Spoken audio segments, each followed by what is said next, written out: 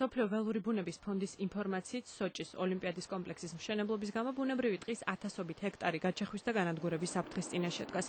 ორგანიზაციაში ამბობენ, რომ ზოგიერთმა ეკოლოგიურმა სისტემამ აღუდგენელი ზიანი უკვე განიცადა და ფრინველებისა და დათვების საბინადრო უკვე დაშავებულია. იგორ ჩესტინი მოსკოვში მსოფლიო ველური ბუნების ფონდის დირექტორია. ტყეების გაჩეხვის შედეგად ბევრი სახეობის მიგრაცია დაიწყო და არავინ იცის თუ რამდენად შორს წავიდნენ ისინი, რადგან ამ მიმართულებით არანაირი კვლევა არ ჩატარებულა არც მშენებლობის დაწყებამდე და არც ახლა. ჩესტინის თქმით, ადგილი, რომელიც განსაკუთრებით დაზიანდა მდინარე მზიმთას ხეობაა, იმისათვის, რომ დამაკავშირებელ ზოლამდე გასასვლელი გაჭრილიყო, 1000-ობით წიფლის ხე გაიჩეხა.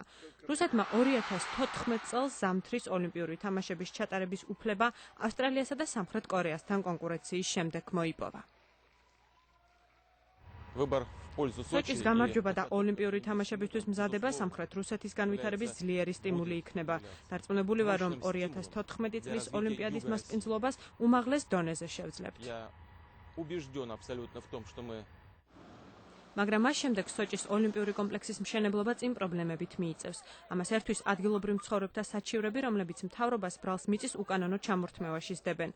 კომპანია ოლიმპსტროის პრეს-სპიკერის თქმით, ეს ის კომპანია, რომელიც სამშენებლო სამუშაოებზე აგებს პასუხს, მთავრობას არსებული გარემო სტანდარტების გაძლიერების მიზნით მეტის გაკეთება შეეძლო, თუმცა ჰერითიჯის ფონდის ექსპერტის ევგენი ვოლკის თქმით, ამისთვის საკმარისი სურვილი არ იყო.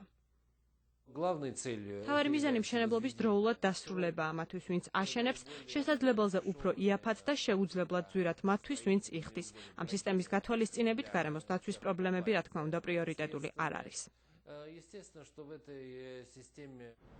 მსოფლიო ველური ბუნების ფონდის ოფიციალური პირები აცხადებენ, რომ 2014 წელს რუსეთისთვის რთული იქნება ეკოლოგიურ მწვანე გარემოში უმასპინძლოს მეგობრებს, თუმცა ასევე ამბობენ, რომ რუსეთის მთავრობასა და პარლამენტს ჯერ კიდევ შესწევს უნარი შეამციროს აქამდე მიყენებული ზიანი. ირინა ცერცვაძე, ამერიკის ხმა, ვაშინგტონი.